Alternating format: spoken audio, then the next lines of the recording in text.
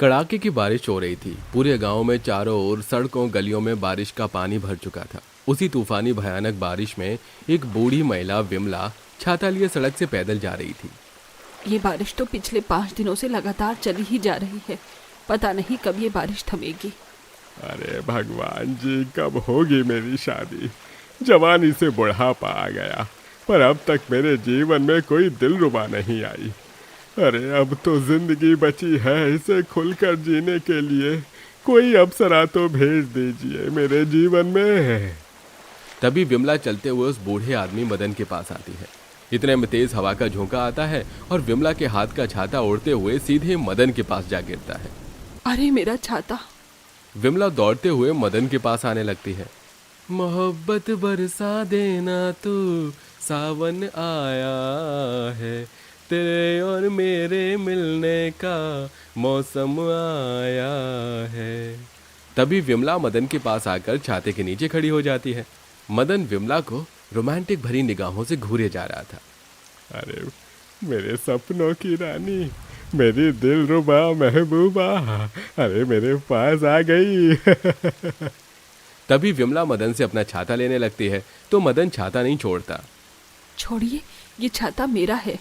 ये छाता क्या जाने मन, अब तो ये दिल वाला भी तुम्हारा ही हो चुका है।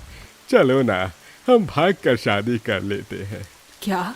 बरसों से इस दिल को तुम्हारा इंतजार था जाने मन, और देखो आज वो इंतजार की घड़ी खत्म हो गई।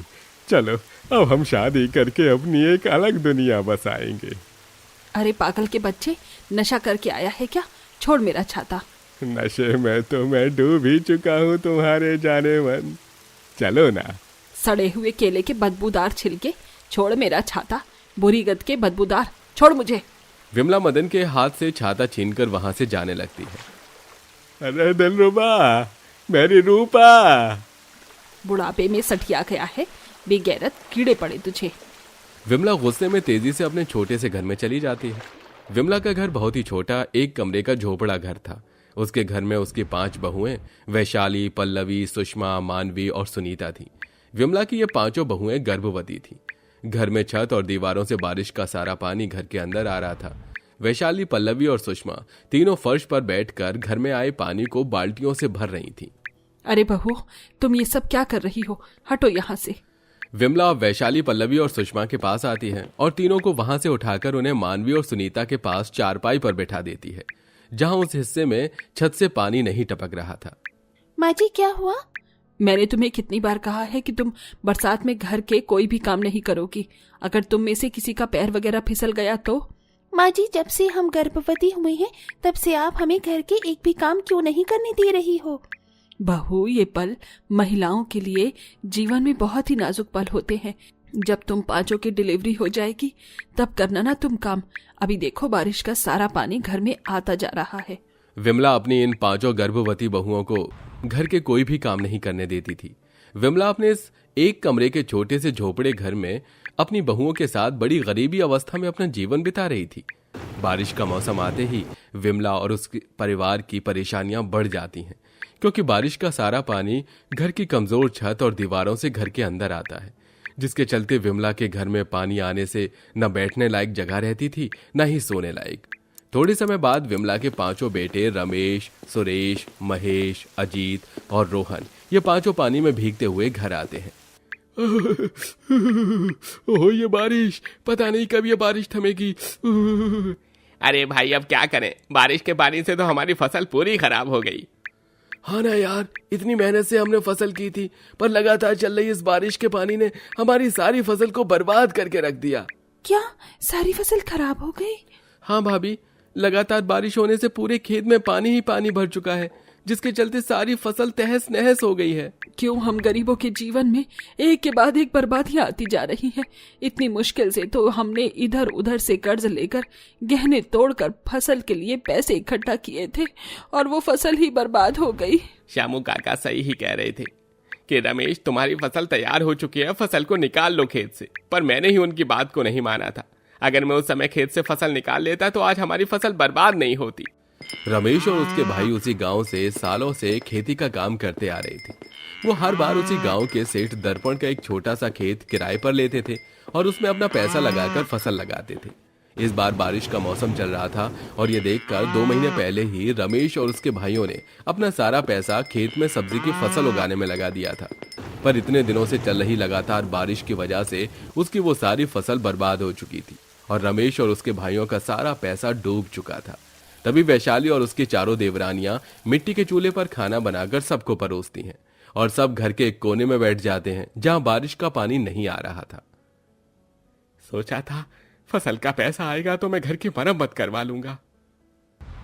भाई फसल के लिए तो अब पैसा नहीं रहा, अब हमें गांव में कोई दूसरा काम ढूंढकर मजदूरी करनी पड़ेगी। सही कह रहा तू सुरेश, हमारी 5 पत्नियां गर्भवती हैं, इस समय घर में पैसा रहना बहुत जरूरी है।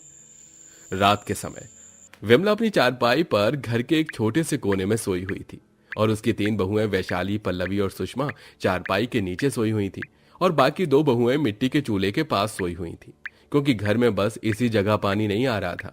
और 5 भाई प्लास्टिक पन्नी ओढ़ के घर के बीच वाले हिस्से में सो जाते हैं जहां छत से लगातार पानी 5 के ऊपर टपकता जा रहा था। गरीबी का यह भयानक मंजर देखकर विमला और उसके परिवार वाले मन ही मन रोने लगते हैं। भगवान जी, ये कैसी कठिनाइयों का सामना करना पड़ रहा है मेरे परिवार को। हमारे ऊपर आए इस कहर को हटा दीजिए भगवान जी। भगवान जी, हमारे पति बहुत परेशान हैं। उनका इतना बड़ा नुकसान जो हो चुका है, उनकी परेशानियां दूर कर दीजिए भगवान जी। 5 बेटे होने के बाद भी हम अपने परिवार को कोई सुख नहीं दे पा रहे हैं। भगवान जी, हमें गांव में कोई दूसरा काम दिलवा दीजिए ताकि हम अपने परिवार को इस परेशानी, इस मुसीबत से बाहर निकाल सकें। अगले दिन रमेश और उसके 5 भाई गांव में किसी दूसरे काम की तलाश में आते हैं, पर बारिश के मौसम की वजह से 5 भाइयों को कहीं काम नहीं मिल पा रहा था। इधर 5 गर्भवती बहुएं बारिश के कहर से अपने एक कमरे के ससुराल में हजारों परेशानियों का सामना करके अपना जीवन बिता रही थी। बहरहाल कुछ दिन यूं ही बीत जाते हैं, पर अब तक रमेश और उसके भाइयों को काम नहीं मिल पाया था। एक दिन विमला घर की छत के ऊपर एक प्लास्टिक का तिरपाल डाल देती है, पर हवा के कारण वो भी उड़कर चला जाता है। वो तिरपाल तो उड़ गया। ये क्या हो रहा है हमारे साथ? पतियों को काम नहीं मिल रहा और घर में इतनी परेशानियों का सामना करना पड़ रहा है। तभी भूखे रहने से अचानक सुषमा के पेट में तेज दर्द होना शुरू हो जाता है। माँ, बहू, क्या हुआ बहू? मुझे बहुत दर्द हो रहा है पेट में। माँ, अरे बाप रे, कहीं सुषमा को लेबर पेन तो शुरू नहीं हो गया? बाहर तो कितनी तेज बारिश हो रही है। सुषमा लगातार चिल्लाई जा रही थी। माँ जी, मुझे लगता है अब हमें सुषमा को हॉस्पिटल ले जाना ही होगा। तभी महेश और सब जैसे तैसे करके सुषमा को हॉस्पिटल लेकर आते हैं, जहां कुछ ही मिनटों में सुषमा एक बेटे को जन्म दे देती है। मुबारक हो महेश, तुम्हारी पत्नी को लड़का हुआ है। ये सुनकर परिवार में खुशियों भरा माहौल छा जाता है। थोड़े समय बाद महेश हॉस्पिटल के बाहर आता है तो उसके पीछे वैशाली जाती है। क्या हुआ महेश भाई, आप बाहर क्यों चले आए? भाभी, हॉस्पिटल वाले अब बिल के पैसे मांगेंगे तो मैं कहां से दूं? अब उन्हें पैसे, मेरे पास तो पैसे ही नहीं है। महेश भाई, डॉक्टर सुषमा और बच्चे दोनों को 8 दिन तक हॉस्पिटल में ही रखने वाले हैं। तब तक हम कर लेंगे कहीं से पैसों की व्यवस्था। थोड़े समय बाद महेश और सब घर चले आते हैं। सुषमा के पास विमला हॉस्पिटल में रुकी हुई थी। जी, अब क्या करें? अब तो घर में नन्हा मेहमान भी आ चुका है और पास में एक पैसा नहीं है। वही सोच रहा हूँ मैं भी वैशाली कि अब क्या करें। कमाई का कोई जरिया नहीं था। तभी वैशाली मानवी के साथ अपने मायके आती है और अपने गरीब पिता दर्पेश को सारी बात बताती है।